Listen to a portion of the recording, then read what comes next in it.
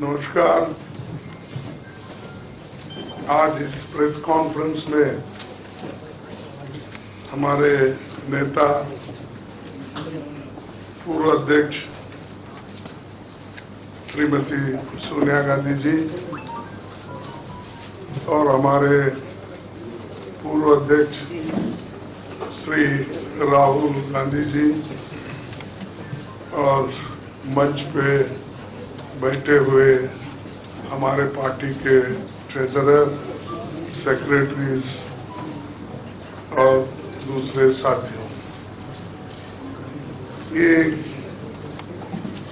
विशेष press conference है। मैं क्योंकि ये पहली बार हमारे नेता इस चंद इश्यू पे कहेंगे और राहुल जी भी अपनी बात आखिरी में रखेंगे। मैं आपका समय 7-8 मिनट लूंगा और बाकी डिटेल्स में कुछ कहना है उसको टेक्निकली हमारे ट्रेजरर आपसे संबोधित करेंगे। दोस्तों, ये तो 18वीं लोकसभा के आम चुनाव की घोषणा तो हो चुकी है। देश का हर एक नागरिक इसमें भाग लेने के लिए उत्सुक है। भारत पूरी दुनिया में अपने लोकतंत्र मूल्यों और आदर्शों के लिए जाना जाता है। किसी भी लोकतंत्र के लिए निष्पक्ष चुनाव अनिवार्य होता है, एसेंशियल होता है। साथ ही ये भी अवश्य होता है कि सभी राजनीतिक दल के लिए लेवल प्लेइंग ग्राउंड यानी समान लेवल प्लेइंग फील्ड हो, सभी के पास समान रूप से संसाधन हो। ये नहीं कि जो सत्ता में है उनका रिसोर्सेस पर मोनोपोली हो। ये नहीं कि उनका मीडिया पर एक अधिकार हो। ये नहीं कि सत्ताधारी दल का संवैधानिक तथा न्यायिक संस्थाओं जैसे आईटी, ईडी, इलेक्शन कमीशन, अपने दूसरे ऑटोनमस बॉडीज पर प्रत्यक्ष अथवा परोक्ष नियंत्रण हो। दुर्भाग्य से जो पिछले दिनों में सुप्रीम कोर्ट के हस्तक्षेप के बाद जो इलेक्ट्रल बॉन्ड, चुनावी चंदा बॉन्ड के बारे में जो तथ्य निकलकर सामने आए वो बहुत ही चिंताजनक है, शर्मनाक भी है, क्योंकि इससे हमारे देश के छवि को ठेस पहुंची है। हमारे देश ने पिछले 70 सालों में निष्पक्ष चुनाव और स्वस्थ लोकतंत्र की छवि बनाई थी। उस पर प्रश्न चिन्ह आज उठ गया है।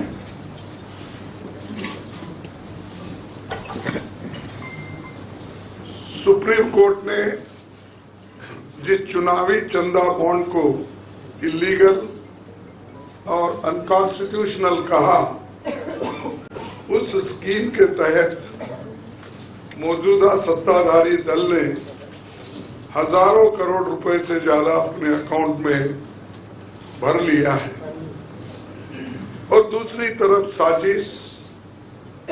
साजिशन मुख्य विपक्षी दल का बैंक अकाउंट फ्रीज कर दिया गया है ताकि हम पैसों के अभाव में बराबरी से चुनाव ना लड़े और ना लड़ पाए, ये सत्ताधारी दल द्वारा एक खतरनाक खेल है। इसके दूरगामी प्रभाव होंगे, क्योंकि अगर डेमोक्रेसी को इस देश में बचाना है तो लेवल प्लेइंग ग्राउंड होना चाहिए।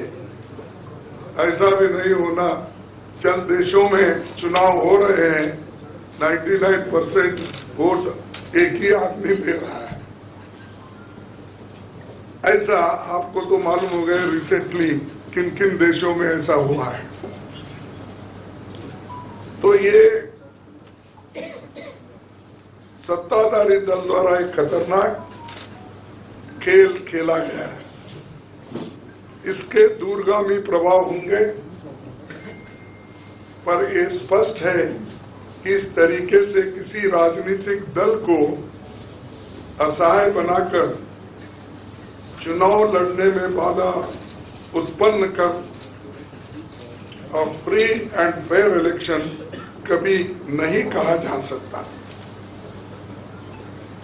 देश की जनता, एक आम नागरिक ये देख सकता है कि बीजेपी ने चुनावी चंदा बॉन्ड से 56% पैसे हासिल किए, वही कांग्रेस को 11% ही मिले। और ये वो पैसे जो बॉन्ड से बीजेपी ने लिए हैं, इसके अलावा जो कैश में इनके पास आता होगा तो कोई अकाउंट ही नहीं है। आप इनके खर्चे देखिए, हर तरफ इनका एडवर्टाइजमेंट लगा है और एडवर्टाइजमेंट में भी मोनोपोली बना ली है। प्रिंट मीडिया हो, टीवी हो और सोशल मीडिया हो, इनका बहुत डोमिनेशन है। लेकिन इतने पैसे एक पार्टी जमा कर सकती है, हिंदुस्तान के 70 साल के डेमोक्रेटिक व्यवस्था में ऐसा कोई नहीं किया। ये पहली बार ये सरकार अनेक ढंग से पैसे आज उठा रही है और इनके 5 स्टार ऑफिसर्स है, बड़े बड़े हर जगह आप देखिए, और 4-4, 5-5 फ्लाइट एक मीटिंग को जाते हैं और उनके पीछे और 2-4 जाते हैं। एक मीटिंग का इतना खर्च होता है तो शायद ही कोई पार्टी, अपोजिशन पार्टी उसका 10% भी नहीं कर सकती मुकाबला। मैं कहना नहीं चाहता कि बीजेपी ने किस तरीके से कंपनियों से पैसे लिए, क्योंकि सुप्रीम कोर्ट तथ्यों की जांच कर रही है। हमें उम्मीद है कि सच्चाई बहुत जल्द हम सब के सामने आएगी। और अंत में मैं देश के संवैधानिक संस्थाओं से अपील करता हूं कि अगर वो फ्री एंड फेयर इलेक्शन चाहते हैं तो हमारी पार्टी को बगैर किसी रोक टोक से बैंक अकाउंट्स का इस्तेमाल करने दे और जो इनकम टैक्स का क्लेम है वो अंततः कोर्ट के निर्णय के अनुसार सेटल हो जाएगा। राजनीतिक दल टैक्स नहीं देते, बीजेपी कभी इनकम टैक्स नहीं दी, लेकिन ये लागू सिर्फ कांग्रेस पे हो रहा है। कोई पॉलिटिकल पार्टी इनकम टैक्स के दायरे में नहीं आते, सच है ना? सेटल, राजनीतिक दल नहीं आते। बीजेपी ने कभी नहीं दिया अकाउंट, इसके बाद भी अगर हमसे ये मांगा जा रहा है तो हम न्यायालय के अंतिम निर्णय का इंतजार कर रहे हैं, क्योंकि हम चाहते हैं कम से कम न्यायालय तो इस बात को देखे, कानून को देखे, रूल ऑफ लॉ और गवर्नेंस जो संविधान के तहत होता है उसके तरफ तो ध्यान दे, क्योंकि आज वो हुकूमत में है, कल दूसरी पार्टी आएगी, लेकिन हमको ये लेवल प्लेइंग ग्राउंड जो हमने पहले से बनाया था नेहरू जी से लेकर हम 89 और बाकी के लोग भी जब इवन वाजपेयी थे उस वक्त भी ऐसा नहीं था, लेकिन यहाँ ये 18वीं लोकसभा का चुनाव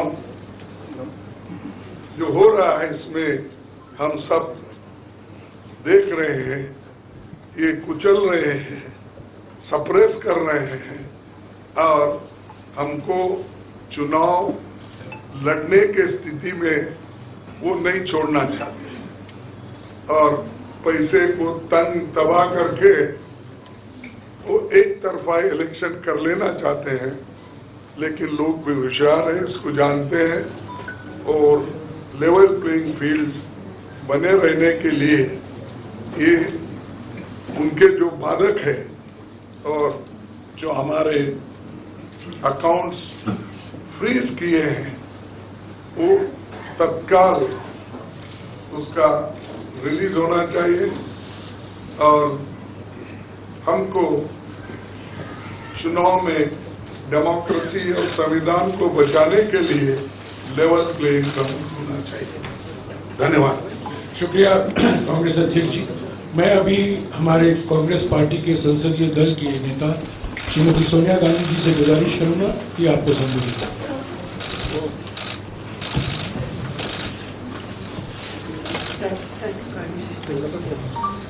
Well, the issue we are taking up today is extremely serious, as Congress President has just mentioned. This issue affects not just the Indian National Congress, it impacts our democracy itself most fundamentally. A systematic effort is underway by the Prime Minister to cripple the Indian National Congress financially. Funds collected from the public are being frozen and money from our account is being taken away forcibly. However, even under these most challenging circumstances, we are doing our very best to maintain the effectiveness of our election campaign. On the one hand, there is the electoral bond issue mentioned by Congress President Kharge ji, which has been declared unconstitutional by the Supreme Court. The electoral bonds have benefited, as everyone knows, the BJP hugely, massively.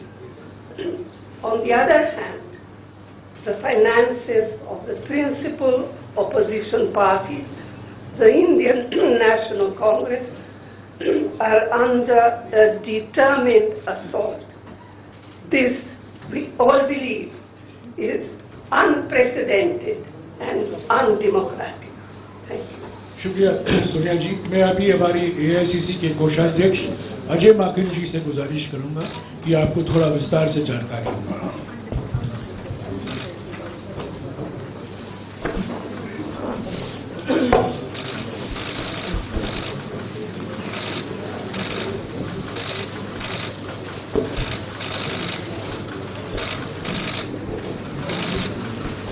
धन्यवाद जयराम जी, आप सब लोगों का बहुत बहुत स्वागत है।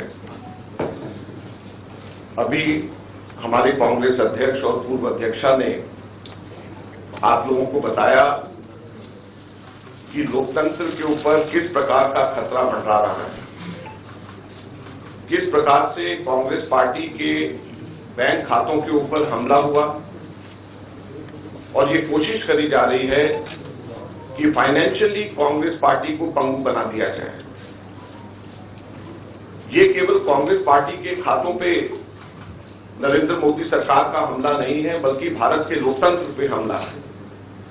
अगर प्रमुख विपक्षी पार्टी वित्तीय तौर के ऊपर पूरी तरीके से पंगु हो जाए, कोई कार्य नहीं कर सके, पब्लिसिटी के ऊपर पैसा नहीं खर्च कर सके, कैंपेन के ऊपर पैसा नहीं खर्च कर सके, अपने कैंडिडेट्स को पैसे नहीं दे सके, तो फिर चुनाव किस बात का है?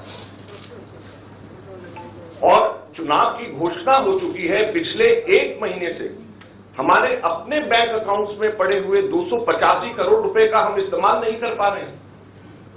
हम लोगों को पब्लिसिटी के लिए अखबारों के अंदर स्लॉट्स बुक करने, हम लोगों को पब्लिसिटी के लिए इलेक्ट्रॉनिक मीडिया के अंदर स्लॉट्स बुक करने, हमको सोशल मीडिया के अंदर इस्तेमाल करना है, हमको पोस्टर छपवाने, हमको पैम्फलेट छपवाने। अगर हम लोग वो काम भी नहीं कर सकते तो किस प्रकार से लोकतंत्र जिंदा रहेगा और कैसा लोकतंत्र है? मैंने पिछले सप्ताह आप सब लोगों के सम्मुख मोतीलाल वोरा जी के समय 2017-18 के एक केस को लेकर के इनकम टैक्स डिपार्टमेंट ने 2017-18 के बेसिस के ऊपर 7 साल बाद में जाकर के हमारे बैंक के खाते अब जाकर के फ्रीज करे हैं, उसकी जानकारी दी। मैंने कहा कि ये 7 साल पुराने कैसे फ्रीज किए जा सकते हैं और टाइमिंग इसका कैसा है। लेकिन मुझे अभी बहुत दुख के साथ कहना पड़ रहा है कि पिछले हफ्ते ये नोटिस हम लोगों के पास में आया है, इसकी कॉपी आप सब लोगों को भी मिल गई है, आप सब लोगों के आगे आप जरा देखिए। ये सीताराम केसरी जी के जमाने का नोटिस हमें पिछले हफ्ते आया। आप सोचिए, सीताराम केसरी जी के जमाने का 1994-95 की असेसमेंट ईयर का नोटिस अब हमारे पास में आया है और इसको लेकर के भी आगे आने वाले समय के अंदर फिर से बैंक को फ्रीज करने का और डिमांड लगाने की ये कवायद शुरू होगी। तो ये कौन सा लोकतंत्र है? अगर इसी रफ्तार से जाएंगे तो महात्मा गांधी के समय पे जमनालाल बजाज जब ट्रेजर हुआ करते थे, उस टाइम पे भी कोई चीज निकाल करके अब इस वक्त इस चुनाव से पहले हमारे अकाउंट्स को फ्रीज किया जाएगा। तो ये किस चीज का लोकतंत्र है? 30 साल पुराना, 31 साल पुराना असेसमेंट ईयर का हिसाब निकाल करके हमारे खाते फ्रीज करे जा रहे हैं ताकि हम लोग चुनाव ही ना लड़ पाए। हम लोगों के पास में मुख्यतः 3 बातें हैं कहने की। हर पॉलिटिकल पार्टी इनकम टैक्स से एग्जम्प्टेड होती है। कभी किसी ने भी पेनल्टी इस तरीके से नहीं दिया, तो कांग्रेस पार्टी को अकेले क्यों चुना जा रहा है? दूसरा, इसकी टाइमिंग देखिए, 2017-18 का मोतीलाल वोरा जी के टाइम का और 1994-95 का सीताराम केसरी जी का समय, और केवल 1 महीना पहले चुनाव के घोषणा होने से पहले ये काम शुरू किया जाता है। और तीसरा, क्वांटम ऑफ पनिशमेंट देखिए कि कितना बड़ा पनिशमेंट। क्या हमारे सिर्फ 0.07% पूरा 199 करोड़ का कैश में हमारे अपने एमपीज ने अपनी तनख्वाह दी, उसकी वजह से 0.07% की अनियमितता की वजह से 106% की पेनल्टी हमारे ऊपर लगाई गई। 106% कितना 0.07% की अनियमितता की वजह से 106% की पेनल्टी हम लोगों के ऊपर लगाई गई है। ये क्वांटम, हम लोगों ने मात्र 30 दिन लेट हम लोगों ने अपने अकाउंट सबमिट करे। ये इनकम टैक्स एक्ट मेरे पास में है, इसका सेक्शन 234F ये कहता है कि सिर्फ 10,000 रुपए की मैक्सिमम पेनल्टी ली जा सकती है अगर कोई व्यक्ति लेट अपना, कोई भी ऑर्गेनाइजेशन या व्यक्ति कोई भी लेट अपना इनकम टैक्स सबमिट करे, केवल 10,000 रुपए। और हमारे ऊपर 210 करोड़ रुपए का 210.25 करोड़ का 210.25 करोड़ का लियन माफ कर दिया गया। 10,000 की सिर्फ पेनल्टी, सिर्फ 0.07% का हमारा टोटल अकाउंट में से कैश के अंदर लिया गया है। ये कहां का न्याय है? 115 करोड़ रुपए फोर्सफुली हमारे बैंक अकाउंट से इनकम टैक्स ऑफिसर्स ने बैंक मैनेजर्स के पास में जाकर के सरकार को ट्रांसफर करा दिया गया। वो अब हमारे पास में नहीं है। 115 करोड़ रुपया बैंक मैनेजर्स को जाकर के एक तरीके से डरा करके धमका करके इनकम टैक्स ऑफिसर्स ने हमारे अकाउंट से इनकम टैक्स डिपार्टमेंट और सरकार को वापस ट्रांसफर करा दिया। मैंने बताया जैसे पिछले 5 हफ्ते से 1 महीने से भी ज्यादा हम अपने पैसे जो हमारे वर्कर्स ने इकट्ठे करे हैं वो हम इसका उसका इस्तेमाल नहीं कर पा रहे हैं। ये कहां की डेमोक्रेसी है, ये कहां का लोकतंत्र रह गया। तो इसलिए हम आपसे कहना चाहते हैं, ये केवल हम लोग तो अपनी लड़ाई लड़ेंगे, लेकिन ये आप लोगों की भी लड़ाई, मीडिया की भी लड़ाई है, देश की जनता की लड़ाई है। अगर आप इसके अंदर हमारे को समर्थन नहीं करेंगे तो लोकतंत्र जिंदा नहीं रहेगा, ना आप रहेंगे ना हम रहेंगे। धन्यवाद।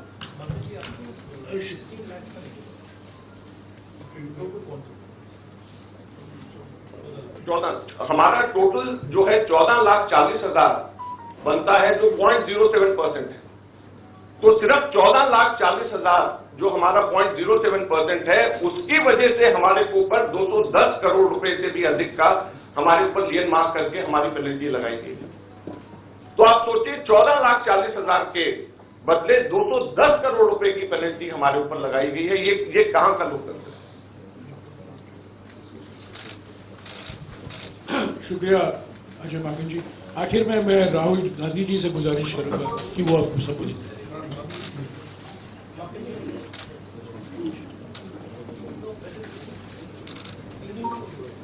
ये डिटेल्स आपको अंग्रेजी में अभी अजय माकन जी थे। Friends, there has been an assault on Indian democracy. Our accounts have been frozen since last more than 1 month. Since last around 5 weeks or so, we have been unable to utilize our own funds in the bank. You'll be surprised to know that a case, income tax case pertaining to 2017-18, which is 7 years back, on that basis, income tax has served us notice for 210 crores 25 lakh rupees. That amount of lien was marked against the Congress party in all our accounts. And effectively we are unable to utilize our 285 crore rupees, our own money which is lying in the bank. The most important thing is the timing and the exemptions which all the political parties enjoy. When all political parties enjoy income tax exemption, then why is it being slapped on the Congress party? Never it has happened in the past that the BJP had to pay any kind of penalty, any kind of income tax. Then why is that the Congress party being singled out? The timing is such that 7 years old case, it seems that the BJP was waiting for the elections to come, and just 1 month before the elections were to be announced, they froze our accounts. So imagine how can it be a level playing field? We don't have money to give to our candidates. We don't have money to publish our pamphlets. We don't have money to organize our public meetings. We don't have money to book advertisements in the social media or in the newspapers. So how are we going to fight the elections, or how is democracy still alive in the country where the principal opposition party is unable to spend even a single penny in the elections? And it is not only this, the government has not stopped only on this 2017-18 notice. We have been slapped with another notice last week, and it pertains to 1994-95 during Sitaram Kesri when he was the treasurer. So imagine we are being slapped with a notice, income tax notice, 30 years back, pertaining to accounts 30 years back, and just at the eve of election, so that we are unable, our accounts are crippled and we are unable to use our own money for the elections. So please, this is the time when it is not only fight for the Congress party, our own fight alone, it is, we have to all fight together to save democracy. The Income Tax Act, section 234F, allows maximum penalty of rupees 10,000 for late submission of income tax returns. Maximum penalty of 10,000 rupees. But on the contrary, Congress party has been slapped a penalty of 210 crore rupees against the violation of just 14,40,000 which we deposited in cash and 30 days delay. So the quantum of punishment is totally unmatched with a trivial small kind of mistake you may say, or small kind of thing which has been done in 7 years back, which can easily be condoned.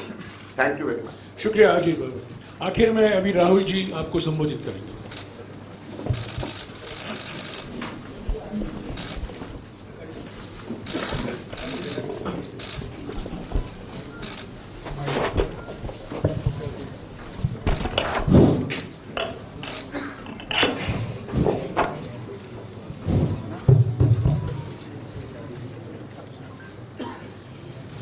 Thank you for coming here this morning.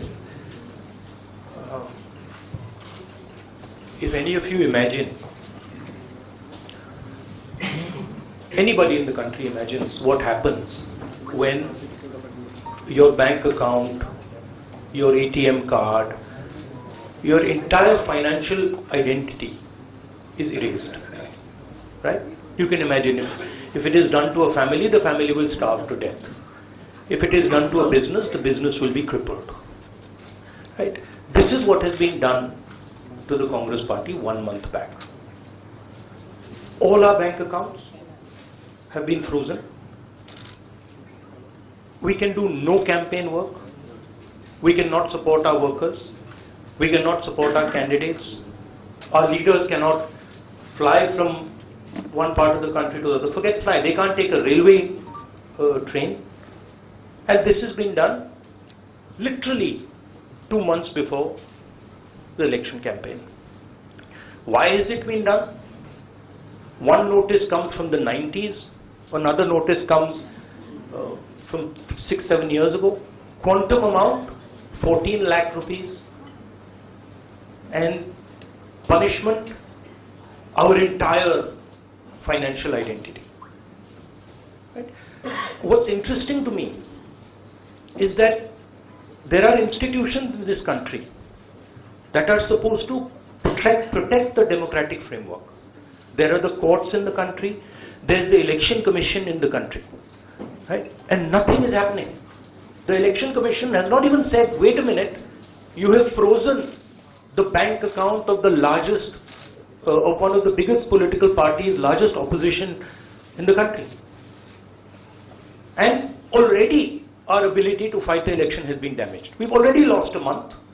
As Mallikarjun said, we are unable to get slots for advertising. We are unable to put ads in newspapers. And so what sort of a democracy is this? This is a criminal action on the Congress party. And it's a criminal action done by the Prime Minister and the Home Minister. It's very clear. This type of activity does not happen without them in today's India. And so the idea that India is a democracy, this is a lie. There is no democracy in India today. The idea that India is the world's largest democracy is a lie. It's a complete lie. 20% of India votes for us, and we are not able to pay 2 rupees for anything. Right? And it has been orchestrated to cripple us in the elections. Now, even if our bank accounts are unfrozen today, huge amount of damage has been done to Indian democracy. And no court is saying anything. No election commission is saying anything. No institution is saying anything. Media is not saying anything. It's ridiculous. And it's your duty, and I'm not just speaking to the media, it is the duty of all the institutions of this country, it's the duty of the people of this country.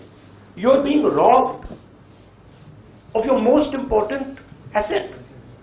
You're being robbed of your constitution, you're being robbed of your democratic structure, you're being robbed of the entire architecture, and everybody's just quiet. I can say it in Hindi. 1 महीने पहले Congress party के सारे bank account freeze कर दिए गए। आप सोचिए, आप किसी परिवार के बैंक अकाउंट फ्रीज करिए, किसी व्यक्ति के बैंक अकाउंट फ्रीज करिए, किसी बिजनेस के बैंक अकाउंट फ्रीज करिए, किसी भी संस्था के बैंक अकाउंट फ्रीज करिए, होता क्या है? एकदम खत्म हो जाता है। अगर आपने किसी परिवार का बैंक अकाउंट फ्रीज कर दिया, भूखे मर जाते हैं। वो कांग्रेस पार्टी के साथ किया जा रहा है। 1 महीने पहले ये हुआ, और किसी संस्था ने, हिंदुस्तान की संस्था ने, किसी कोर्ट ने, किसी इलेक्शन कमीशन ने चूं तक नहीं कहा। सब ड्रामा देख रहे हैं। 20% हिंदुस्तान के लोग कांग्रेस पार्टी को वोट देते हैं। हम 20% लोगों को रिप्रेजेंट करते हैं, और आज हम रेलवे टिकट नहीं खरीद सकते। आज हम अपने नेता को एक शहर से दूसरे शहर नहीं भेज सकते। हम एडवर्टाइजमेंट नहीं लगा सकते। और क्यों? 14 लाख रुपए 7 साल पहले 14 लाख रुपए का इशू है, और 200 करोड़ रुपए का फाइन। और सारे के सारे बैंक अकाउंट फ्रीज कर दिए।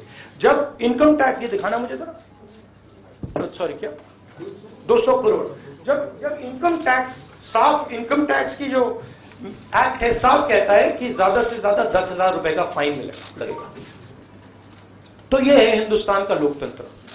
ये क्रिमिनल एक्शन है कांग्रेस पार्टी के खिलाफ और हिंदुस्तान के लोकतंत्र के खिलाफ, और ये क्रिमिनल एक्शन हिंदुस्तान के प्रधानमंत्री कर रहे हैं। मेरी विनती है कि जो हिंदुस्तान के इंस्टीट्यूशंस है, जो वो अपने आप को हिंदुस्तान के इंस्टीट्यूशंस मानते हैं, डेमोक्रेसी को प्रोटेक्ट करते हैं, लोकतंत्र को प्रोटेक्ट करते हैं, हिंदुस्तान के कोर्ट्स हों, हिंदुस्तान का इलेक्शन कमीशन हो, वो इसके बारे में कुछ करें। और ये कहना कि हिंदुस्तान दुनिया की सबसे बड़ी डेमोक्रेसी, झूठ है। यहां कोई डेमोक्रेसी नहीं है। बिगेस्ट ऑपोजिशन पार्टी का आपने बैंक अकाउंट बंद कर दिया और 1 महीने कोई कुछ नहीं बोल रहा है। केसरी जी के टाइम से नोटिस आया है। तो अजीब सी सिचुएशन है, सब लोग देख रहे हैं और हर संस्था मतलब का रोल है इसमें। कोर्ट्स का रोल है, इलेक्शन कमीशन का रोल है। धन्यवाद। शुक्रिया राहुल जी। साथियों, कांग्रेस अध्यक्ष जी, सोनिया जी, राहुल जी ने और दूसरी जरूरी बैठक से निकलकर यहाँ आए हैं आपको संबोधित करने के लिए। उनको उस बैठक में वापस लौट जाना है। आपके सवाल हमारे कोषाध्यक्ष विस्तार से जवाब देंगे। मैं कांग्रेस अध्यक्ष सोनिया जी और राहुल जी को शुक्रिया अदा करता हूँ। शुक्रिया।